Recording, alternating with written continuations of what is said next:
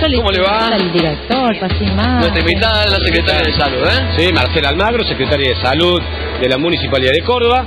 Bueno, le invitamos por una cuestión muy importante que tiene que ver con el acuerdo que se logró ayer en la Municipalidad. Me estoy refiriendo puntualmente al reclamo que estaba haciendo la gente del 107. Ya llevaba prácticamente un mes sin cumplir el servicio en su totalidad. Reclamaban muchas cuestiones, bueno, pero por eso la trajimos a Marcela Almagro para que nos comente en qué consistió el acuerdo, en qué se dieron, en qué no. ¿Cómo le va? Buenos días. Sí, en realidad el inicio fue el 1 de abril y como vos dijiste, había una mezcolanza de cosas que no quedaban definidas. Y no porque no se hubieran hablado previamente, sino que en un marco del conflicto cada uno escucha lo que quiere escuchar. Entonces, por ejemplo, yo hoy leí en el diario que decían el 107 va a atender solo la emergencia municipal, tanto en la vía pública como en la emergencia domiciliaria. Bueno, precisamente eso fue lo que se firmó en convenio en diciembre y ese es el decreto que al no haber sido aprobado el convenio en el Consejo se hace de ampliación del 107. Pero en el marco del conflicto esto no se escucha. Y siempre se creía y siempre se difundía que lo que veníamos a hacer es la unificación del 107 y el 136. Sí. Bueno, no, yo creo que hoy por hoy ya quedó en claro que esto no es unificación, sino que lo que hemos hecho es una ampliación del 107, en donde a partir del 1 de abril, con todas las dificultades que el conflicto se merecen, se están realizando. Con demoras, con menos ambulancias de las que estaban previstas, pero se han realizado todas las emergencias que, si me permiten aclarar, emergencia quiere decir aquella pérdida de salud, es decir, aquella enfermedad en donde la atención debe ser en 15 minutos si no está en riesgo la vida, es decir, uno puede fallecer. Eso sería código rojo. Eso, código rojo y emergencia estamos hablando de lo mismo. Bien, por eso te digo, acá eso nunca se dejó de prestar. Eso nunca se dejó de prestar y eso es lo que nosotros hemos hecho. En eso consistió la ampliación siempre. Pero, Almagro, de casualidad que no tenemos que lamentar una víctima, digo, justamente por algunas demoras, que no iba a la ambulancia, pero de casualidad. Y hemos tenido muchos casos durante este casi mes de protestas.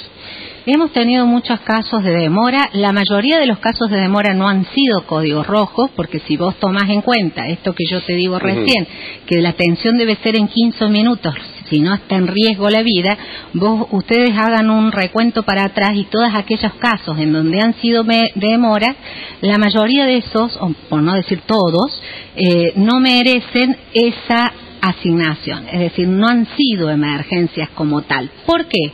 Por esto que yo lo he aclarado durante todo el conflicto. Podemos estar en conflicto, pero ningún empleado municipal, y no por sanción de esta secretaria, sino porque es ya sancionado por la ley, es abandono de persona si no se asiste a una persona frente a una emergencia. Y los códigos amarillos, que son, digo, obviamente no son los códigos rojos, ¿no? Las emergencias. ¿Qué hace esa gente que tiene códigos amarillos en su casa? No sé, alguna patología bastante fuerte, pero que no llega al código rojo. ¿Qué hace? Porque muchas veces no tienen obras sociales. Para eso está equipado todo el sistema de salud. Es decir, la ambulancia te asiste al lugar cuando la persona no puede ser trasladada. Pero si la persona puede ser trasladada, y por eso es que yo expliqué muchas veces que esto no era unificación, porque recordemos, el 136 iba a la casa hasta para una persona que tuviera un dolor de muela, alguien que tenía médica domiciliaria. Exactamente, pero esa persona tiene todo un sistema de salud conformado por centros de salud, por hospitales con atención de guardia permanente, que ni siquiera debe sacar turno previo. No se puede presentarse por guardia y ser atendido. No se puede distraer, digamos, un servicio que está hecho para emergencia, para riesgo real de vida frente a esta otra situación. En una patología mínima y normal y de todos los días. No me queda muy claro, digo, del mundo se hace de esa forma. Marcela, pero no me queda muy claro, digo, para darle un mensaje a la gente, que hay muchas personas que lamentablemente no tienen recursos y no tienen la posibilidad de tener una obra social privada. Y en este caso tampoco entraría en la cobertura del 107 porque es muy probable, como dice Arturo, tiene patologías que no alcanza a ser código rojo. ¿Qué hace esa persona? ¿A quién llama? Por eso te vuelvo a repetir. Esa esa persona se puede trasladar. Por lo tanto, tiene todo un sistema de salud integrado por los centros de salud, integrado por los hospitales, integrado por las direcciones de especialidades médicas, en donde son asistidos a través de la guardia. Ni siquiera necesita sacar un turno previamente. Claro, va directamente, se dirige a los hospitales. Se dirige a los hospitales o al centro de salud. Es decir, para no mezclar, al centro de atención más cercano de su domicilio. Bien, de cualquier modo, digo, hay casos intermedios, nunca es tan extremo como decir la persona se puede morir o la persona se puede trasladar. En el medio hay un montón de causas que la persona no se puede trasladar, pero tampoco corre riesgo su vida. En ese caso, ¿qué ocurre? En ese caso tiene que llamar al 107. Además, a mí me gustaría que aclaremos algo. La persona no sabe si la patología en 15 minutos va a determinar su muerte o no. Entonces, para eso, el call center está con personal entrenado. Que vuelvo a aclarar, no es el telefonista, porque dentro del conflicto se quiso hacer ver también que el telefonista era quien decidía si esto era una emergencia o no era una emergencia. Fíjate lo que aclara muy bien Marcela, porque las primeras preguntas que comienzan a llegar sobre este caso dice, es muy difícil para los pacientes diferenciar el color de los códigos cuando no sabes lo que tiene. Exactamente. Buena pregunta. Por eso es que les quiero aclarar dos cosas. Primero, que quien diferencia no es el telefonista. Es decir, el telefonista lo va a orientar y le va a hacer una serie de preguntas. Por ejemplo, ¿desde cuándo usted está con semejante dolor de cabeza? Para dar un esquema. ¿Desde cuándo usted se siente mal? Y no hace falta que hable la persona. Puede hablar, porque recordemos que si una persona se descompone, se desmaya, va a haber alguien que está viendo al desmayado. Entonces, de hecho, la persona que está junto a él le va a orientar y le va a decir al telefonista desde cuándo tiene los síntomas, y el mismo telefonista le va a preguntar otra serie de síntomas que se llaman en medicina acompañantes. Eso está coordinado por un médico, es decir, no es el telefonista en sí el que decide esto es emergencia o esto no es emergencia. Personal preparado. Es personal preparado, es un coordinador médico que es el que determina. Y si el telefonista le va a decir, señora, esto es para que usted sea atendido en su casa, la ambulancia va, o le va a decir, no, asístase en el lugar de asistencia médica más cercana. Marcela, el 107 no ha funcionado bien. Esto es Vox Populi, lo dice la gente. De ahora en más, con esta nueva solución, ¿el 107 va a funcionar como corresponde? Yo creo que con esto hacemos dos pasos muy importantes. El primer paso es recordar que el 107, cuando se inicia con 5 ambulancias solamente. Nosotros en esta gestión, no solamente que hemos comprado móviles, sino que sumados a los móviles que nos ha dado la provincia, que ha sido de público conocimiento, estamos teniendo la flota de ambulancia una de las más grandes del país. ¿A cuántas? Recordemos, van a ser 27 en total. Recordemos que días pasados, en un diario matutino, hacía la comparación con Rosario, que siempre nos comparamos con Rosario y con Mendoza, y de hecho es cierto, vamos a contar con la flota de emergencia más importante. De esas 27, ¿cómo se divide para la prestación del servicio? Viales y domiciliarias. Exactamente. De esas, nosotros habitualmente tenemos entre 7 y 8 ambulancias para la vía pública. El resto son ambulancias que se llaman muleto, es decir, vos tenés que tener un backup para que cuando una se rompe, o los controles mismos que hay que hacer, los podamos tener de reemplazo. En cuanto a la domiciliaria, se van a estar en funcionamiento 8, de las cuales el resto, las 7 restantes, van a servir de backup. Pero el otro punto importante es que estamos incorporando recurso humano especializado, que tanto se habla que en medicina falta especialista y falta recurso humano. Bueno, vamos a por fin tener recurso humano que ha ingresado por concurso, altamente calificado por el Tribunal de Concurso, que no ha sido integrado solamente por la Secretaría de Salud. Eso me consta, tengo ahí un compañero, un amigo que va a ser próximamente cardiólogo especialista especialista del 107, está muy contento de haberse sumado. También me contaba que el salario es bueno, que por ahí no abundan ese tipo de trabajo. Sobre todo ingresaron por concurso, me parece que... Sí, y tanto que se habla de concurso, a mí también me gustaría que sepan, porque a veces la gente dice, pero un concurso, ¿se presentarán, no se presentarán con la falta de especialistas? Bueno, nosotros hemos tenido más de 500 inscriptos. Y conozco casos de que han perdido el concurso. O sea, que han ido, se han presentado y por ahí el nivel de otro médico era superior. Y después se presentaron de nuevo y luego ingresan. Exactamente. O sea, que es de acuerdo al cupo que hay. La quiero sumar a Laurita Loforte, que es nuestra especialista en mascotas y animales. ¿Cómo estás, Laurita? ¿Todo bien? Bien, a mí muy bien. Marce, un placer. Gracias. Bueno, el tema, por supuesto, los animales muertos, los perritos muertos, que quería sumarte también en el diálogo con... Sí, bueno, de hecho, un tema que ya prácticamente todos conocemos, salió en todos los noticieros, en los diarios. Fran, vos el otro día también lo comentaste el martes. El asesinato masivo de los perros en el mercado de abasto. Algo que nos dejó a todos, sobre todo los que somos amantes de las mascotas, muy mal, muy preocupados y sobre todo muy consternados por la forma. Marce, obviamente me imagino que estás al tanto de todo. Contame cómo viviste esta experiencia y por sobre todas las cosas, cómo lo vivió el mercado de abasto, ya que al ser una concesión que teóricamente debería estar a cargo de la salud y la salubridad del lugar, evidentemente, uno empieza a pensar un montón de cosas que a veces queremos no pensar. Exactamente. Sí, yo quisiera recordar que esto es una historia vieja a la que todos hemos repudiado. Yo creo que no solamente los amantes de los animales, sino los que no son amantes de los animales también, que es la matanza hacia los animales y el repudio de la famosa perrera.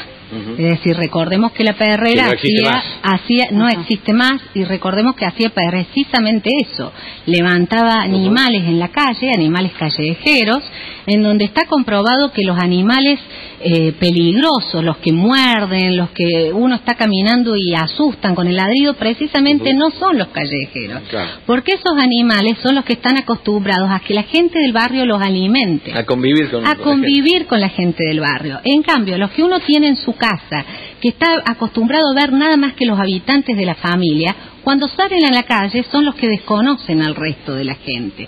Entonces esos son. Ahora bien, luego de ese repudio, esta otra situación sin duda es repudiable. ¿Qué es lo que se hace desde la municipalidad? Yo debo reconocer acá el trabajo que se hace, porque no es un trabajo de la municipalidad solamente, sino que trabajamos en colaboración con las protectoras de animales y ya desde el año pasado existe un programa de control de la fauna urbana. Porque tanto que nos molestan los perritos callejeros o los gatos, no es matándolos que vamos a disminuir la cantidad, sino que es a través de un programa de castración. Eso lo llevamos adelante desde el año pasado, llevamos cerca de 5.000 animales castrados, vamos por diferentes puntos de la ciudad. Normalmente estamos yendo a centros vecinales y también contamos con un colectivo que el día de mañana, por ser el Día del Animal, lo vamos a tener en la Plaza de la Intendencia, un quirófano móvil en donde se hacen castraciones. También te digo lo que dicen las entidades protectoras de animales que reclaman y que dicen que no se está haciendo las castraciones, desmiente totalmente. Y ellas colaboran con nosotros. Y te explico por qué. Porque cuando nosotros vamos a un centro vecinal, como en esta semana que estamos yendo a Villa Páez y a Cabildo, la municipalidad lo único que hace es llevar su equipo técnico para realizar la castración. ¿Y ellas en qué colaboran? No solamente en la difusión, porque de hecho tienen un programa de difusión vía internet que es muy importante, sino que también tienen un número telefónico al que uno puede comunicarse para sacar turno, sino también colaboran con que, por ejemplo, si hay un perrito callejero y lo vamos a castrar, ese animal debe ser controlado en observación 48 horas posterior a la castración, porque no nos olvidemos que es una operación. Y en eso colaboran precisamente las protectoras con nosotros. Con respecto a lo que vos estabas mencionando, de hecho lo hablábamos fuera de cámara también, la importancia que tiene el papel de la gente a la hora de que una perra sea castrada, porque no es solamente de castrarla y dejarla tirada al abandono, sino que necesita por lo menos 48 horas de cuidado intensivo y de alguien que esté encima del animal. Eso es justamente, más que nada para no irnos por las ramas, queríamos tocar el tema de la matanza de estos perros, algo que no es justificable, es totalmente inhumano, repudiado total y completamente, sobre todo por parte mía personalmente, totalmente repudiable, pero era por ahí un hincapié para empezar a tocar esto de las castraciones y empezar a tocar el tema de raíz, ¿no? ¿Cómo podemos solucionar este problema? Porque, como hablábamos con Fran, si el perro está en la calle es porque alguien lo dejó. Justamente, me parece que las personas tienen mucha responsabilidad en esto, ¿no? El perro de algún lado salió, lo compraron, creció demasiado mucho y no les gustó por el tamaño y lo tiraron a la calle.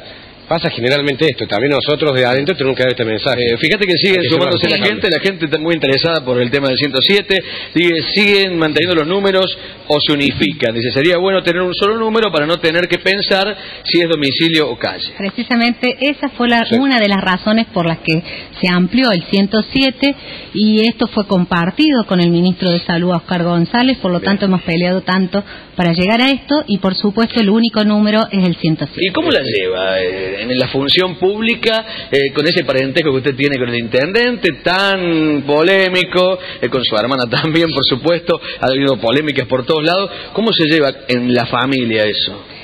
Bueno, sabíamos que esto iba a ser así, es decir, nadie asume este cargo sin saber lo que iba a venir, ¿no? Esto fue muy discutido en ambas familias, tanto en mi familia, con mi marido, con mis hijos, como en la familia de ella. Nosotros tenemos la particularidad de ser una familia en donde estamos muy cerca siempre, en todo momento. Entonces todas estas cosas se hablan previamente.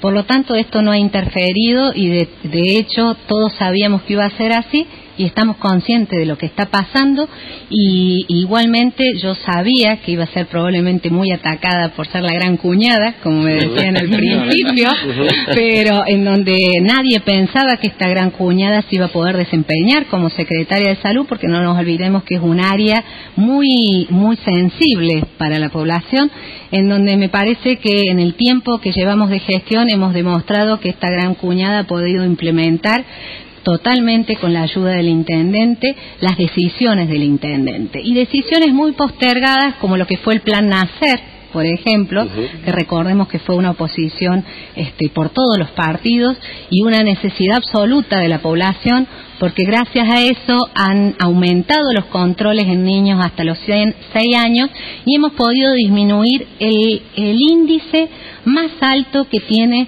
la calidad de atención. Es decir, si uno quiere medir calidad de vida en una ciudad, se lo hace a través de índices. Uno de los índices más importantes es la tasa de mortalidad infantil.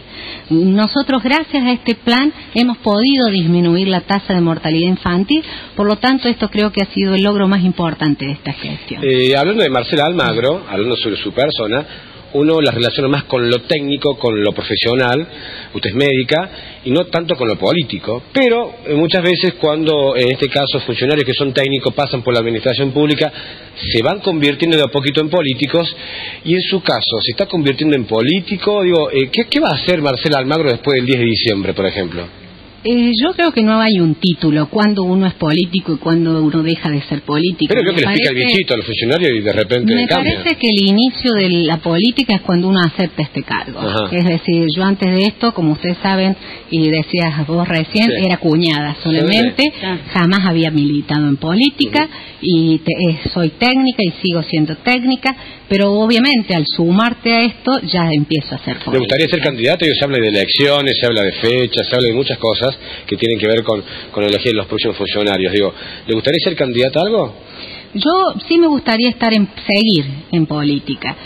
Jamás en mi vida he diagramado qué quiero hacer de acá 1 año, de acá 2 años, de acá 3 años. Pero por ejemplo, le pongo la opción siguiente. ¿Candidata a legisladora nacional le gustaría? Sí, a mí me gustaría, dentro de la función política, me gustaría seguir en política. Me parece que las respuestas uno las debe dar en función de los ofrecimientos. Es decir, yo siempre cuento una anécdota, que es que cuando yo empecé medicina, yo quería ser neonatóloga, atención en los bebés, hasta que fui a hacer una práctica al hospital de niños, tuve contacto con un bebé y volví llorando a mi casa. Entonces yo dije, yo abandono medicina, no puedo ser esto. Bueno, finalmente uno se va desarrollando dentro de la medicina y me gustó cardiología y soy cardióloga. ¿Usted también es una soldada de Cristina o no? Totalmente. ¿Sí? Totalmente. Como mujer le pregunto también porque la familia puede haber disidencias en eso. Como mujer, no solamente que apoyo a Cristina, sino que me parece que es muy destacable entre las mujeres y un ejemplo como mujer, ¿no? ¿Le gusta la fecha que propuso Giacomino para para la ciudad, para elegir al intendente? En primer lugar, Giacomino todavía no propuso fecha. Bueno, habló ayer de mismo septiembre. hemos estado en la inauguración del quirófano odontológico en el Centro Odontológico Municipal, en donde yo estaba presente cuando le preguntaron la fecha y volvió a aclarar que la va a dar la semana que viene. Marcela, mil gracias por estar aquí. Gracias. Que sigan los éxitos, si puede llamarse así. Dios quiere que el 107 comience a funcionar como todos queremos y que termine lo mejor que pueda en la función, que no ha sido fácil. No ha sido fácil. Si le va bien a ella, nos va bien a todos. Así es. Exactamente. Marci, para recordarle a la gente, los centros vecinales en donde se están llevando a cabo las castraciones gratuitas. En Villa Páez y en Cabildo. Ajá. Y pueden comunicarse directamente al 156-006693 para o a sacar castraciones, turno, o a castracionescba@gmail.com. Eso es para sacar turnos, a la gente que esté atenta y bueno, como siempre, tratamos en la medida de lo posible de llamar a la solidaridad de todos los ciudadanos, Bien. que creo que esto no es algo que podamos solucionar entre nosotros cuatro, sino entre todos.